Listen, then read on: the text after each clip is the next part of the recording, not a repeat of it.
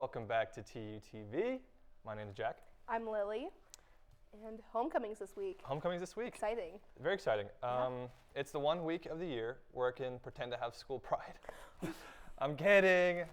Well, I never had homecoming at my high school. Okay. Because we didn't have a football team because we were a very small high school. Same, actually. So when I came here, I was like, homecoming. Oh, we had we had the thing in high school called like October something or other. It was kind of like homecoming, but without the sports, right? Okay, we didn't even have that. Oh. Yeah. Yeah. Are you gonna do any of the homecoming events this year for us? I went to Fall Fest last night, so that was on Monday, and they had like a petting zoo, and some like pumpkin painting. All right, folks. We'll see you at the end.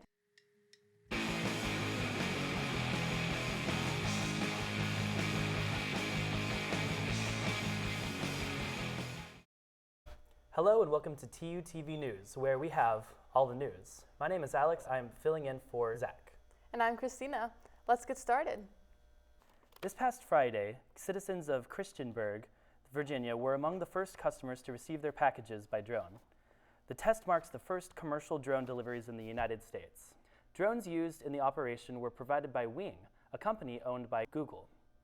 Wing partnered with the local Walgreens pharmacy and FedEx to accomplish the deliveries.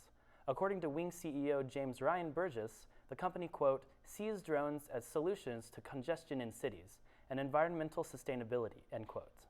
Over 6,000 pounds of Great Value sausage has been recalled. George's Prepared Foods, which manufactures Walmart's Great Value brand, said that the particular batch had been separated due to possible salmonella contamination. However, the tainted batch of sausage was mistakenly shipped to Walmart for sale. Great Value sausage enthusiasts have been advised to throw away the sausage or to bring it back to Walmart for a full refund. Last Wednesday, Hong Kong Mayor Carrie Lam announced the city would be boosting people's livelihoods, which has been met with criticism. Her pledges included making low-cost housing, mortgage assistance, and convenient transit more easily accessible to civilians. However, demonstrators were not pleased by Lam's response to the increasingly violent protests. According to a local by the name of Ryan, quote, this already feels like a police state, end quote. UK Prime Minister Boris Johnson has sent a letter asking the European Union for membership. The letter has been taken as Johnson's backup plan in case of a bad Brexit result. The departure of the UK from the EU has proven to be a highly divisive political issue. Johnson has repeatedly failed to secure a concrete plan for Brexit in Parliament, and as a result, the decision decline has been postponed twice. On October 31st, Parliament must decide if Britain will leave the EU with or without protective treaties or to cancel the exit altogether. Last week, Utah Senator Mitt Romney revealed to the world his Twitter alter ego, Pierre Delecto. While now set to private, the account was a safe haven for Romney to express his political opinions without being attacked over social media. However, his cover was blown in an interview with The Atlantic, where he brought up that he had a secret account. Though he did not give the account's name, Twitter users were able to find it because it followed Mitt Romney's family members and fan pages. This past Sunday, the streets of Madrid, Spain were packed with something other than cars and people, sheep. More than 2,000 sheep passed through the center of town as a celebration of its rural heritage. Madrid, which sits on a plain, was once a popular migration route for shepherds. After the city was built, a law was put into place to let shepherds and their livestock have a safe passing through town. The festival began in 1994, and more sheep show up annually. Well, I can't believe that they're finally starting to use drones for deliveries. I know, right? I know. Do you know anything about that? Well, I mean, I can see how it reduces carbon emissions, but I'm not exactly sure to the extent if they're still going to have to create drones for each individual package. I mean, you're going to have to use a lot of fossil fuels in the actual buildings where they make the drones. So. Yeah, so will it really change anything? I mean, it's a step in the right direction, but is it enough step? Yeah, that's a good point. Well, anyways, that's all for TUTV News this week. I'm Alex Leeper. And I'm Christina Bull. Now let's check out a package made by our host, Jack. Hey, how's it going, guys? Today we're here at the Tulsa State Fair, and we're going to walk around, eat some fried food, ride some rides, and have a good old American time. Enjoy.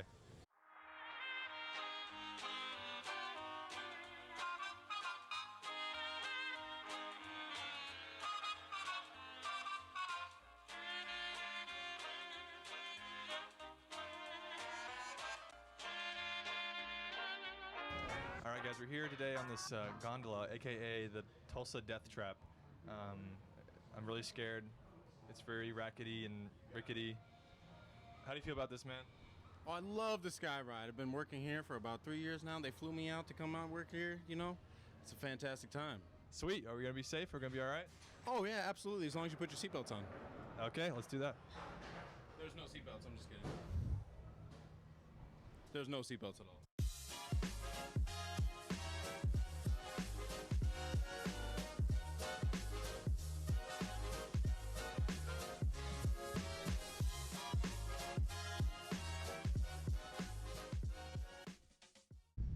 Help!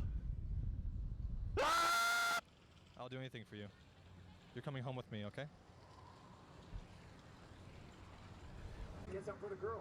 Hint, hint, hint. Get something for the girl. Wink, wink, nudge, nudge. Oh.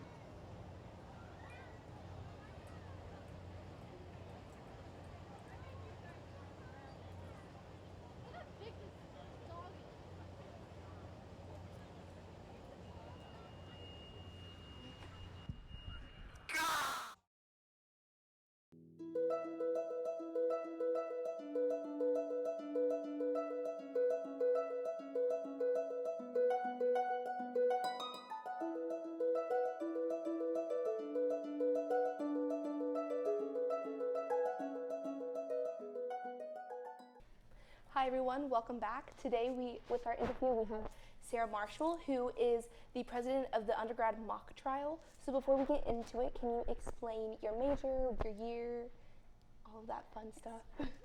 My name is Sarah Marshall, like she said. I am a junior, but this is my last year of undergrad because I'm in the accelerated business and law track. So I will go to law school next year. This is my 7th year of mock trial, 2nd year as president here, and yeah. Anyways, what got you into mock trial? Did you get into it first in high school and then just kept carrying it, or what made you decide? Yeah, when I was a freshman in high school, they announced at morning meeting that they were going to have a mock trial meeting, and I didn't really know what it was, but one of my friends really wanted to go, so she asked me to, and I just really loved it, and decided to keep going throughout undergrad as well. Very nice. So what is mock trial altogether? So basically it is everyone gets a case, and it's usually about, in college it's about 180 pages, and it's made up of statements from different witnesses that the case writers make up, and it all revolves around a central, like this year it's an attempted murder. So there are a bunch of statements from different witnesses who either saw it, or they're the defendant, or maybe it was their daughter, something like that.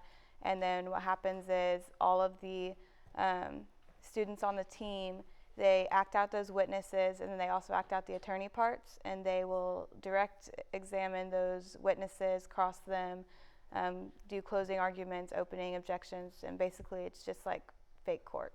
Okay, very nice. For different roles for it, as you said, what has been like your favorite role that you have played in mock trial?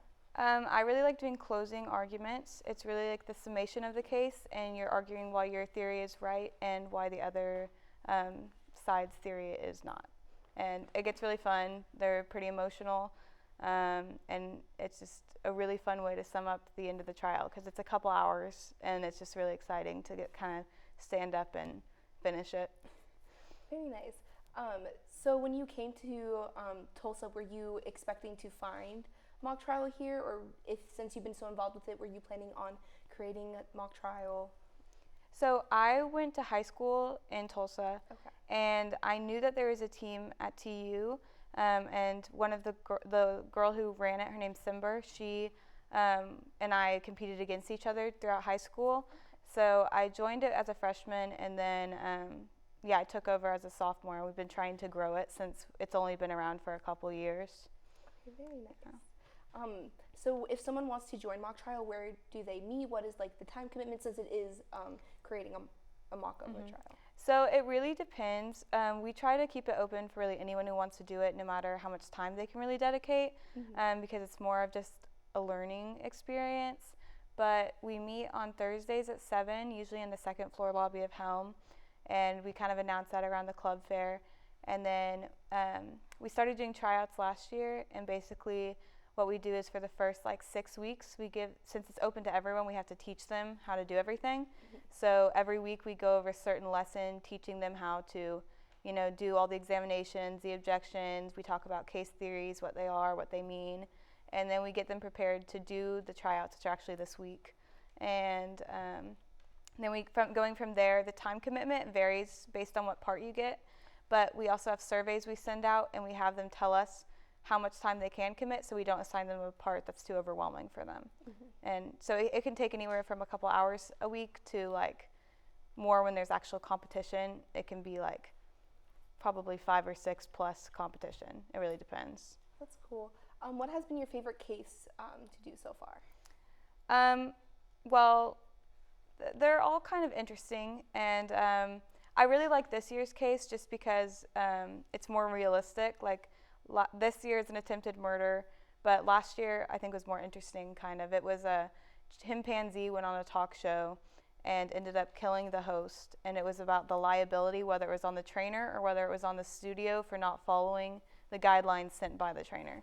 So it was an interesting civil case, but I'm glad we're doing a criminal case now. So that's a very intricate story for it.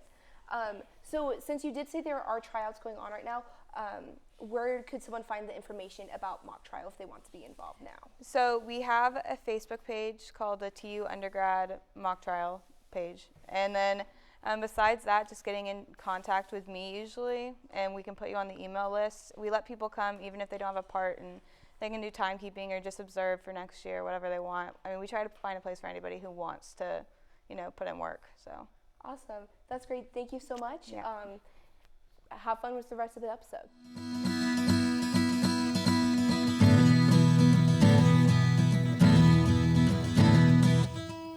No sports.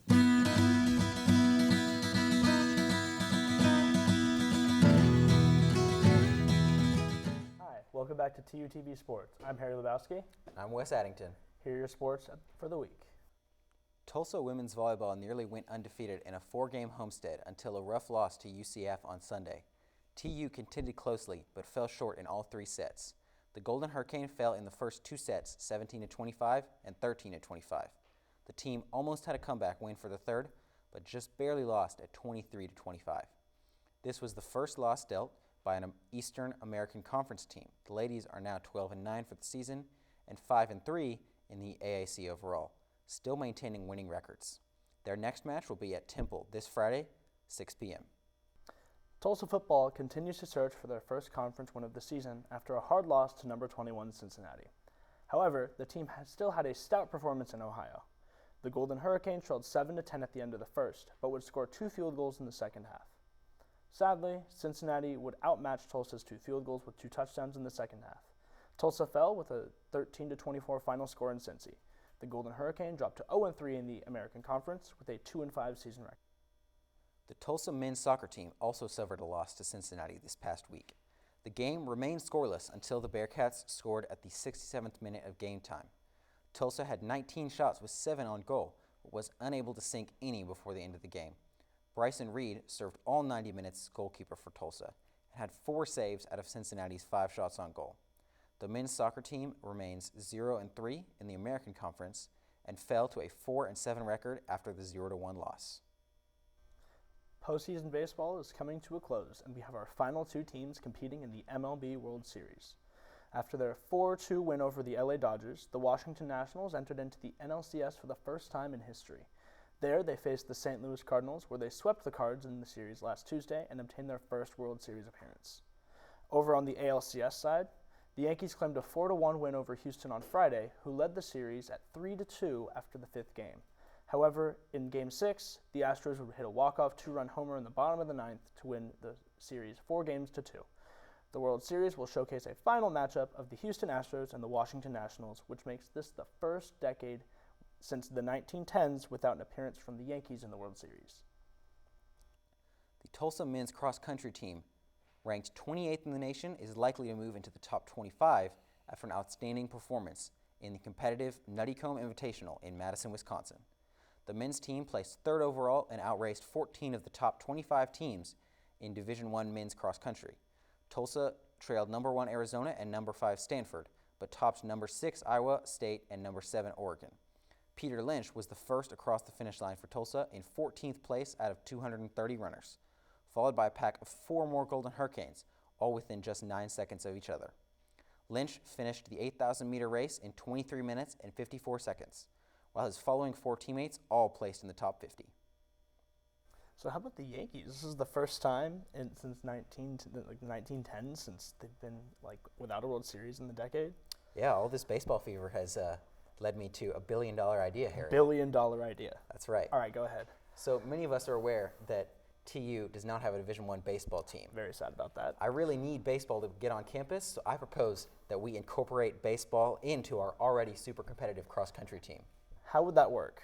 Well, each mile they would have to pick up a bat and get it thrown at a pitcher. Each time they get a hit, they get a little bit of extra time taken off their total mileage. And what would you call this sport? Lacrosse. All right, so I guess we have a lacrosse team now. That's all we have for the week. I'm Harry Lebowski. I'm Wes Addington. We'll see you next week.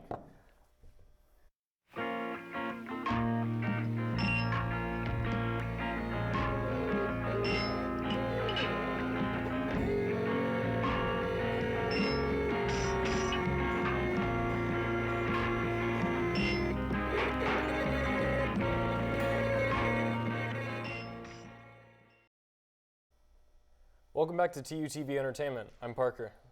And I'm Benji. Let's get into our entertainment news for the week. Music icon Elton John has said that the latest Lion King remake was a huge disappointment. In an interview with GQ magazine, John, who co-wrote the original Lion King soundtrack, commented that the music had changed and didn't have the same impact. John said, quote, "The magic and joy were lost. The soundtrack hasn't had nearly the same impact as it did 25 years ago," end quote. John concluded by saying that despite this, he believes the spirit of the original music lives on within the live-action Lion King musical. Popular R&B artist Frank Ocean dropped a surprise new single titled DHL. The elusive singer debuted the song during an episode of his Beats One radio show, Blonded, which aired last Saturday. Following the release, Ocean also teased 2 more songs during the episode, alluding to the possibility of a new album coming soon. DHL is his first track released since Channel, which came out in 2017. The song has been met with praise, and as usual, Ocean's wavy tunes have fans in their feelings. Director Quentin Tarantino has refused to recut his recent hit, Once Upon a Time in Hollywood, for its release in China. China's regulators pulled the film a week before its release in theaters and have since put the debut on hold indefinitely. According to an article by The Hollywood Reporter, it's speculated that the film's depiction of martial artist Bruce Lee is the main source of this issue, along with graphic depictions of violence. Tarantino stands by his refusal to make edits to Once Upon a Time in Hollywood, with a take-it-or-leave-it approach to the issue. Everyone's favorite purple dinosaur, Barney, is making his return with his own live-action film. News of the movie first broke from Mattel Films, who is working on a number of live-action films based on kids' toys. Get Out star Daniel Kaluuya is confirmed to be co-producing the upcoming Barney movie alongside Mattel Films. Kaluuya has said that he and his co-producers are, quote, excited to explore this compelling modern-day hero and see if his message of I love you, you love me can stand the test of time, end quote. New development have been made regarding the upcoming film The Batman starring Robert Pattinson. Though past films in the Batman franchise have been based around the Joker, this new take on the reclusive comic book hero introduces another popular villain, the Riddler. It's been confirmed that Paul Dano will be cast as the Riddler, as negotiations with Jonah Hill for the role have fallen through. Many fans are excited to see how Dano, who's best known for portraying awkward characters, interprets the mysterious villain. Pop star Lady Gaga took a bad spill during her Las Vegas concert last Thursday. The singer invited a fan on stage to be a part of the performance, jumping into his arms. However, the fan lost his balance and fell off the stage while holding Gaga. Both parties quickly recovered from the fall, with Gaga finishing the show strong. She reassured the fan that everything was okay, saying, quote, "Could you promise me something? Could you forgive yourself right now for what just happened?" End quote. According to Gaga, it takes two to tango. You know, I'm so excited about the live-action Barney movie. I think we should sing about it. Sounds good. I love you. You love me. We're a happy family. With a great big hug. And a kiss from me to you. Won't you say, you love me too? Let us know that you love us in the comments below. This is all we have this week. See you next time. Wow. You know, I mean, like, we have a performance every day. Not every day, every episode, and I feel like it just needs to keep going. yes. Because truly, that's the love real those guys. entertainment. I love those guys. They're too good. All right. So, fun fact about me. I was actually in a Barney movie. My mom used to work for Barney, and when she was pregnant with me, she she was a background character in the Barney Christmas movie. It came out in like So you were 98. in a, I was in the womb, but you were still in, like, the movie. but I was still in the movie. Guys, we have a star. Did anyone not know this? Yep. Man. But obviously, my mother's more of a star. She actually used to be like the, I forget her title, but basically she like was the check for like Barney shows to make sure it was like child Friendly? educational, child Oh, friendly. Right. that's really cool. Really cool. Man. Barney, a lot of good folks over at Barney, she says. Yeah. My brother was obsessed with Barney. I was an Elmo Really? kid. Yeah, I was Elmo, but Really? I Yeah. was into Barney too. I used to have like a life size like Barney like plushie thing I feel you. in my house. It was huge. I used to collect like the movable like Elmo, like the singing Elmos. Oh, those are gross. Yeah. Well, like They're my parents were moving to Oklahoma from California, and they like went through and said, "Lily, we found your old toys," and like pulled out like 10 different Elmos. Oh no. And I was like, I don't need to see these Elmos like singing again. Like Elvis Elmo, you had its time. You go back, rock and roll Elmo. Have you seen like did. like the Elmo like mechanical dolls without the fur? It's like Oh, a it nightmare. creeps me out. And Yeah. It's like, There's like mechanical beings with big eyes that are just like singing you to know, all my life I could have lived with never seeing that. you. Yeah. No, it's spooky. It's It scary. is. It was perfect for spooky season. Halloween. It's coming up. Do you know what you're gonna dress up for Halloween yet? Mechanical Elmo. No, I don't know. I'm still thinking about it. I want to make it a surprise for the Halloween episode, which is coming up Ooh. soon. Good idea. Just you guys wait for that one. It's always good. Yeah. But what about you? Have any ideas for? Are you Yes. gonna dress up for sure? Yes. Okay. So You want to make it a secret for both of us? We won't yes, say. we got it. All right. Well, That's gonna be that's it. So we will see you guys next week. See ya. Have a nice week. Thanks for watching.